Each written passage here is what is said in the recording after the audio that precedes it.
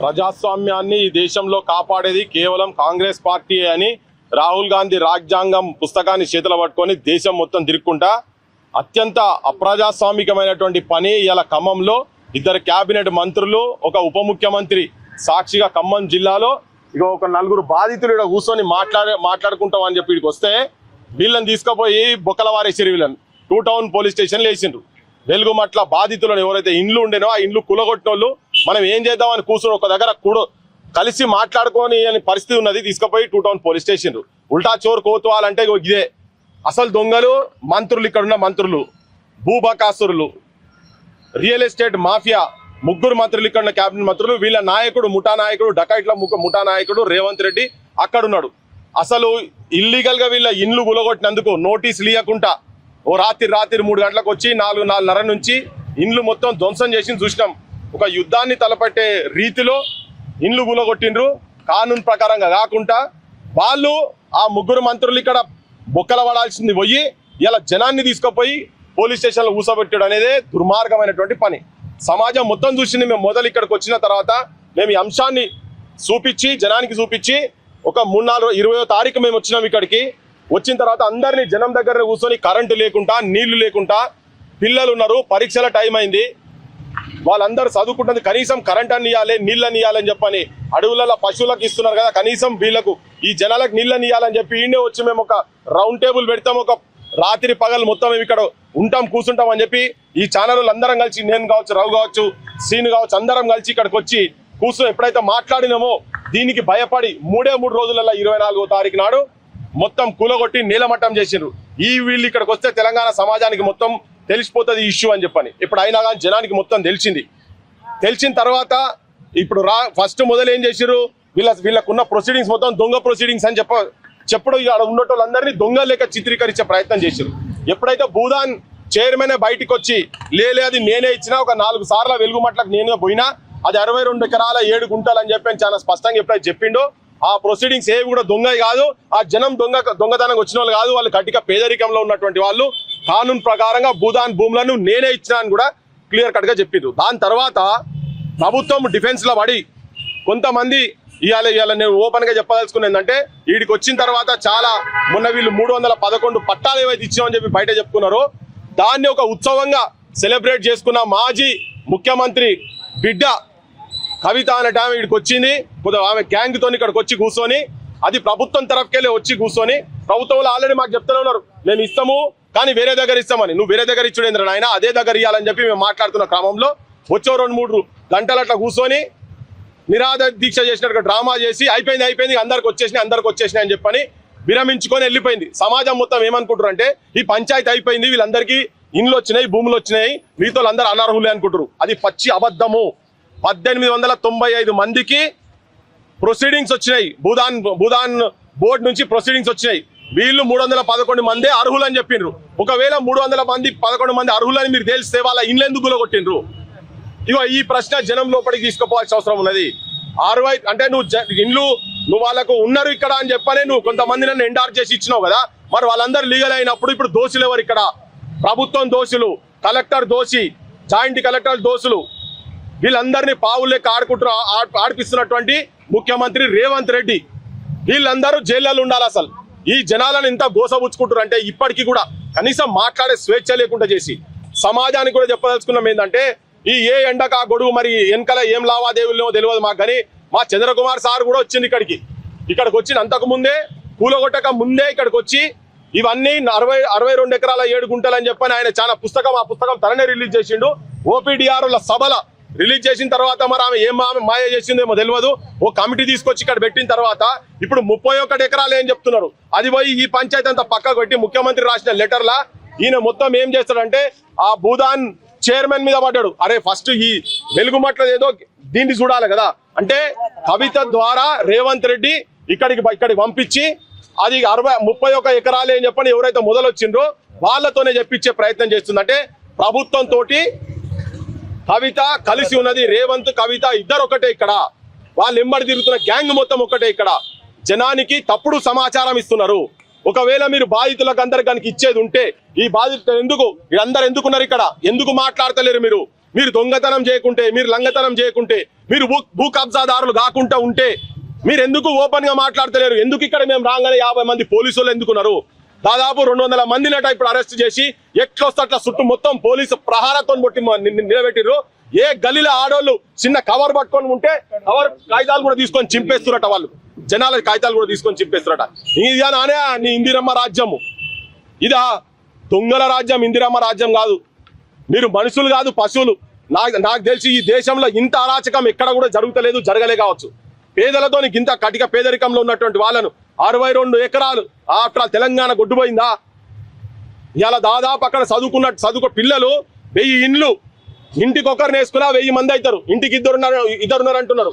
1000 మంది భవిష్యత్తును ఆ రోజు ఇంటర్మీడియట్ ఎగ్జామ్ స్టార్ట్ అవుతుండే, పరీక్షలు స్టార్ట్ అవుతుందని కనీసం కనికరం లేకుండా పుస్తకాలు ఆడ ఉండంగా బుల్డోజర్లతోని పుస్తకాలను కూడా ఆడ మొత్తం మూసేసి హాస్పిటల్లో స్లిప్పులుంటే, పరీక్ష స్లిప్పులుంటే, మందు గోళీలుంటే వాటిని కూడా బయటికి తీసుకొని అరాచకంగా చేసి చూసినావా? తెలంగాణ సమాజం చూసుకోండి. డైరెక్ట్ దొంగలేమో రేవంత్ రెడ్డి రూపంలో వస్తున్నారు. ఈ జనంతో కొట్లాడుతున్నామని చెప్పుకుంటున్నటువంటి మాజీ ముఖ్యమంత్రి బిడ్డ ఆమె కొత్త గ్యాంగ్ తీసుకొని వస్తుంది కదా. ఈ గ్యాంగ్ వీళ్ళు చేసేటి కూడా ఈ అరాచకాలు కూడా జనం కూడా అర్థం చేసుకోవాలి. ఈ ప్రజాపక్షాల మీ ఎంబడే ఉన్నాం అనుకుంటా. ఈమె గతంలో కూడా చేసింది. హైదరాబాద్ లో సుల్తాన్ బజార్ మెట్రో రైల్లో అద్భుతమైన మూవ్మెంట్ ను వీళ్ళు ఎట్లా పొందబెట్టిండ్రు, ఆమె వాళ్ళ నాయన ఎట్లా పొందబెట్టిండ్రు, అదో పెద్ద చరిత్ర ఉన్నది. సో జనానికి కూడా చెప్తుంది ఏంటంటే, ఎవరు పడితే వాళ్ళు వస్తే మీరు కూడా దగ్గర తీసుకోకూరి. ఈ ఓపీడీఆర్ఓలు ఏండ్ల నుంచి వీళ్ళు మీ ఎంబడున్నారు, మీ కష్టాలకు మీ ఎంబడున్నారు, మీ సుఖాలకు మీరు సుఖం చూడాలని చెప్పి పాపం వాళ్ళు ఇబ్బందులు పడుతున్నారు ఎక్కడెక్కడికెళ్ళి వచ్చి. వాళ్ళ మీద కూడా అరేనమ్మ బ్యాంకులలో రుణాలు తీసుకుంటే వాళ్ళు ఇండ్లకెళ్ళి దర్వాజాలు ఎత్తుకపోవడం ఇవన్నీ చూసినాం. ఇవన్నీ నువ్వు కూడా ముఖ్యమంత్రి రేవంత్ రెడ్డి మస్తుగా మాట్లాడినావు కదా. ఇలా నువ్వు వాళ్ళ ఇండ్లలో బండ్లు తీసుకోబోతున్నావు, వాళ్ళని అప్పుల పాలు చేస్తున్నావు. కొట్లాడుతున్నోళ్ళను, నిజాయితీగా కొట్లాడుతున్నోళ్ళను ఇబ్బంది పాలు చేస్తుంటే మీరు అక్కడ గాంధీ బొమ్మ దగ్గర కూర్చొని మీరు అసెంబ్లీలకు మేము రాము, వాళ్ళకు మొత్తం పట్టాలు ఇచ్చే వరకు మేము రాము, ఆ బాధితులకు నష్టపరిహారం చెల్లించే వరకు రామని చెప్పని మీరు ఆడ కూర్చోరు నాయన అంటే ఒక్క రాజకీయ పార్టీ వాడు కూర్చోలే. టీఆర్ఎస్ వాడు కూర్చోలే, బీజేపీ వాడు కూర్చోలే, సిపిఐ వాడు కూర్చోలే, సిపిఎం వాడు కూర్చోలే. తూతూ మంత్రం లెక్క నిన్న ఆయన పొంగులేటి తుమ్మల నాగేశ్వరరావు చెప్తాడు, మేము కనుక వాస్తవాలు బయట పెడితే మీ ముఖాలనే పెట్టుకుంటారు అని. వాస్తవాలు బయట పెడితే మీ అందరి ముఖాలు తీసుకుపోయి మూసిలో పడేయాలి. ఈ రాజకీయ వ్యవస్థలో ఉన్నటువంటి ముఖాలు అందరి రేవంత్ రెడ్డి కాడికి మొదలు పెడితే ఆపోజిషన్ అందరూ ఇక్కడ జనం మీద రోడ్ల మీదకి వస్తే ఎన్నుకున్నటువంటి ఓట్లేసి ఎన్నుకోబడ్డ నాయకులు ఒక్కడు కూడా హైదరాబాద్ లో అసెంబ్లీలో మాట్లాడలేదు, ఒక్కడు కూడా దీనికి ఒక కార్యాచరణ తీసుకోలేదు. ఓట్లు దండుకొని నోట్లు సంపాదించే దాంట్లో మాయల మీరు పడి ఉన్నారు. ప్రజలు కూడా గమనిస్తున్నారు. వీళ్లకు గట్టిగా జవాబు చెప్పాలి. ఒకటేందంటే మేము వస్తేనే ఆపుతున్నారు కదా, నేను గాని రవు గాని ఇట్లా సీన్ గాని మా సొంటలో వస్తే ఆపుతున్నాం కదా. జనానికి తెలుసు, మీకు తెలుసు మేము వస్తే ఏమైతుంది, జనం లోపల ఎవరికి క్రెడిబిలిటీ ఉన్నదని కూడా తెలుసు. కాబట్టి మేమేం వదలం, ఈ ఛానల్ వాళ్ళందరం కూడా ఏం వదలం. ఇవాళ కాకపోతే ఇంకా 4 రోజులైనా అసెంబ్లీలో జరిగిన చర్చ ఒకసారి చూడండి, వినండి. ఇగో డిప్యూటీ సీఎం గారు పేదల మీద చాలా ప్రేమ ఒలకపోసారు. వెలుగుమట్లలో ఇల్లు కూడా వారే కూలగొట్టారు. ఖమ్మంలో మీ కాన్స్టిట్యూన్సీ ఇల్లు కూలగొడితే కూడా మీకు తెలియదు, 3వ రోజు దాకా పత్తాలేరు. అధ్యక్ష ఇంకొక మాట అధ్యక్ష, చాలా చెప్పారు ఇలా మంత్రి గారు. మాకు విచిత్రంగా అనిపిస్తుంది. మాకు అర్థమైంది ఏమంటే, ప్రభుత్వం దగ్గర పైసలు లేవు, ప్రణాళిక లేవు, ఏడీబీ లోన్ ఇవ్వలేదు, ప్రణాళిక లేదు. కేవలం 1,50,000 కోట్ల దోపిడీకి మేము వ్యతిరేకం తప్ప మూసీకి వ్యతిరేకం కాదు. వెలుగు మాటలకు సంబంధించి గౌరవ సభ్యులు చెప్పారు అధ్యక్ష, దాని మీద వాళ్ళకి ధైర్యం ఉంటే, వాళ్ళకి మనసు ఉంటే వెలుగు మాటల మీద డిస్కషన్ కి ఈ సభ సిద్ధంగా ఉంది అధ్యక్ష. ప్రభుత్వం సిద్ధంగా ఉంది. గౌరవ సభ్యులకి వెలుగు మాటల మీద డిస్కషన్ కి ఈ సభ సిద్ధంగా ఉంది అధ్యక్ష. ప్రభుత్వం సిద్ధంగా ఉంది. గౌరవ సభ్యులకి మనం చేస్తున్న వెలుగు మాటల మీద డీటెయిల్ డిస్కషన్ కూడా రాష్ట్ర ప్రభుత్వం సిద్ధంగా ఉంది. గౌరవ కేటీఆర్ గారు ఆ యొక్క విషయాలన్నీ తెలిస్తే వాడు సభలో కూర్చోవడానికి కూడా సిగ్గుపడాల్సిన పరిస్థితి వస్తుంది. ఇది చూడండి, సభలో కూర్చుంటందుకు కూడా సిగ్గుపడాల్సి వస్తుంది. వాడు వీడని మాట్లాడుతున్నాడు. మళ్ళీ ఆయన సభ్యుని పట్టుకొని కొద్దిగా మర్యాద ఇచ్చినట్టుగానే.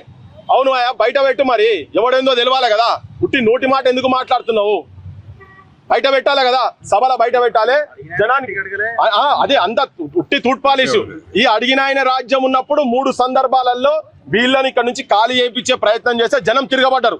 అది ఆల్రెడీ వాళ్ళ చేతుల్లో ఉన్నది. ఇప్పుడు ఈయన వచ్చిన తర్వాత ట్రాన్స్ఫార్మర్ల కాడికి ఊడబిక్కిండ్రు. ఈ రేవంత్ రెడ్డి వచ్చిన తర్వాత ఇప్పుడు వాళ్ళు చూసిరుగా, జనం చూసిరు కదా. ఇప్పుడు ఆయన ఏం మాట్లాడుతున్నాడు?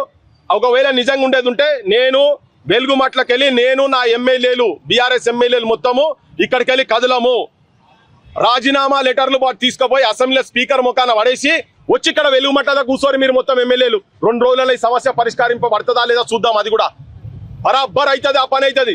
నువ్వు అడిగినట్టు చేయి, నువ్వు కొట్టినట్టు చేయి, నేను మొత్తుకున్నట్టు చేస్తా. ఇదే డ్రామాలు చేసి నడుపుతున్నారు మీరు. ఇద్దరు ఒకటే, 2 రాజకీయ పార్టీలు దొంగలే. ఈడ ఎట్లా నిద్రపడుతుందా మీకు? నీకు మీ అయ్యకు మీ అందరికి ఎట్లా నిద్రపడుతున్నది మీకు? మీ అయ్య ఫామ్ హౌస్ లో అంటాడు, మీ సెల్ వచ్చి గవర్నమెంట్ తో కలిసి ఆమె ఒక డ్రామా చేస్తుంటది. వీళ్ళేమో జనమేమో నిద్రలు లేక, పిల్లలు చదువులు లేక, ఒక 1000 మంది భవిష్యత్తు నాశనం చేసినటువంటి రాజ్యంలో ఏం బిక్తురు మీరు అందరూ? ఆడ కూర్చొని వచ్చి కూర్చోవాలి కదా. కమ్యూనిస్టులు ఏం చేస్తున్నారు? రాజీనామా లెటర్లు తీసి మొఖాన పడేయండి, గాంధీ సాక్షి కళ్ళకాడ పెట్టురు, లేకపోతే పెట్టి మీరు బయటకు వచ్చి వీళ్ళతో ఉండండి. మా సొంటలో అరెస్ట్ చేస్తున్నారు కదా, ఇగో వీళ్ళతో ఉండండి మీరు వచ్చి ఇక్కడ వచ్చి. అందుకే వీళ్ళందరూ దొంగలని చెప్తున్నా. మొత్తం అసెంబ్లీ మొత్తం దొంగలతో నిండిపోయింది. మొత్తం ఈ దొంగల నాయకుడే రేవంత్ రెడ్డి అయిపోయింది. ఇంత ఘోరం జరుగుతుంటే దేశం మొత్తం మానవాళి మొత్తం తల వంచుకొని సిగ్గుపడేటువంటి పని త్యాగాలు చేసి తీసుకొచ్చుకున్నటువంటి తెలంగాణలో ఏ వర్గాల గురించి అయితే ఆ త్యాగాలు జరిగినాయో ఆ వర్గాలు ఇవాళ తిండి లేక రోడ్ల మీద పడి ఆత్మగౌరవాన్ని చంపుకొని వాళ్ళ ఇండ్లు గులగొట్టి అప్పుల పాలు చేసి ఆత్మహత్యలకు ఇట్లా దరిదాపు దర్వాజాల దగ్గర ఉన్నటువంటి వాళ్ళ గురించి ఒక్క రాజకీయ నాయకుడు, ఒక్క రాజకీయ పార్టీ మాట్లాడతలేదే. అరే మీరు ఏం చేయకపోతే ఇళ్లలో కూర్చొని, కొంతమంది సంఘాలకు కూడా చెప్పదలుచుకున్నాం మేము, మీరు ఇళ్లలో కూర్చొని మీకు చేత కాకపోతే, మీరు పిరికోళ్ళు అయితే, మీకేమైనా పైసలు వీళ్ళని చూపించుకొని సంపాదించదలుచుకుంటే ఇంకేదైనా దాంట్లో పోయి సంపాదించుకోరు. వీళ్ళ మొక్కలు చూసి వీళ్ళ జీవితాలను పనంగా పెట్టి చేయకండి. మీరు ఈ జనానికి కూడా మేము భరోసా ఉన్నాం. ఒక రోజు అటు ఇటు అవుతుండొచ్చు కావచ్చు, కానీ బరాబర్ మీ ఎంబడి ఉన్నాం. ఇగో వీళ్ళందరూ కూడా ఉన్నారు, ఓపీడీఆర్ ఉన్నారు, బరాబర్ మనం తీసుకొచ్చుకుందాం. కానీ నాయకులను, రాజకీయ నాయకులను మీరు నమ్మకండి. ఈ కవితక్కలు వీళ్ళంతా ఊసర వెళ్ళి రంగులు ఎట్లా మారుస్తాయో వీళ్ళంతా రేవంత్ రెడ్డి గ్యాంగ్ వాళ్ళది, అంతేనా కదా? 1895 మందికి 311 మందికి ఇస్తే ఇంటికాడి బొంగనే మంగళారతులు, ఇట్లా మంగళారతులు దండలు ఇట్లా దగ్గర పట్టుకున్నాడు, ఇవి యుద్ధం చేసి సాధించింది అన్నట్టుగా. అది చూసి మీరందరూ బోల్తా వాడకుండ్రి. ఇదంతా ఒకటే గ్యాంగ్, వీళ్ళందరూ ఒకటే గ్యాంగ్ అని మీ అందరికి చెప్తున్నాం. మేము ఉంటాం, జనం వెంబడి మేము ఉంటాం. ఇలా మెయిన్ స్ట్రీమ్ మీడియా గురించి కూడా చెప్పదలుచుకున్నా. ప్రతి ఒక్కరు ఇక్కడికి వచ్చి, బాబు వైసాబ్ జరాగా, ప్రతి ఒక్కరు ఇక్కడికి వచ్చి అందరు మెయిన్ స్ట్రీమ్ ఛానల్లో ఏం చేస్తున్నారు అంటే ఈ పేదోళ్లను దొంగ లెక్క చిత్రీకరించే ప్రయత్నం చేస్తున్నారు. పట్టాలు వాళ్ళే ఇచ్చారు కదా, పట్టాలు ఇచ్చింది భూదాన్. మీరు దొంగతనం చేసి ఈ జనం ఈడ కొంతమంది పైసలు వసూలు చేస్తుండ్రు. వీళ్ళు అరే దొంగలారా, మీరు పైసలు ఇచ్చి ఓట్లు వేసుకున్నారు కాదురా, మీరెంత పెద్ద దొంగలు చెప్పు, మీరెంత పెద్ద లంగలు. అసలు మీరు పైసలు ఇవ్వకుండా ముఖ్యమంత్రి కాడికి వెళ్ళి మొదలు పెడితే ఆపోజిషన్ లీడర్ కావచ్చు ఎవరైనా కానీ పైసలు ఇవ్వకుండా కూడా ఓట్లు వేసుకొని గెలిచిండా? ఈ జనం మీద మీరు మాట్లాడుతున్నారు కదా. వాళ్ళు ఏదో పాపం కరెంటు లేకనో నీళ్ళ గురించో చేస్తే మీకు పట్టా ఇస్తేనే, మీరు వాళ్ళ మీద కంప్లైంట్, పైసలు తీసుకున్న కంప్లైంట్ ఇస్తేనే మేము మీకు పట్టాలు ఇస్తామని చెప్పి గంతా చిచి ఎంత చిల్లర నా కొడుకులు, ఏం చదువులు చదువుకున్నారో అర్థమైతే తెలియదైతే. ఇంత అన్యాయం, ఇంత దారుణమా? ఒకటైతే మేము ఈ ప్రజల పక్షాన ఉంటాం, ఇది అయ్యే వరకు దీన్ని వదిలిపెట్టే సమస్యనే లేదు. మా అందరి పానం పోయే వరకు దీని గురించి కొట్లాడతామని చెప్పి మీ అందరికి విజ్ఞప్తి చేస్తున్నాం. ప్రజలు కూడా ఇగో ఇటువంటి వాళ్ళు ఎంబడి ఉండాలి, ఇటువంటి వాళ్ళకు సంఘీభావంగా ఉండాలని చెప్పి విజ్ఞప్తి చేస్తున్నాం. చిన్న సబ్మిషన్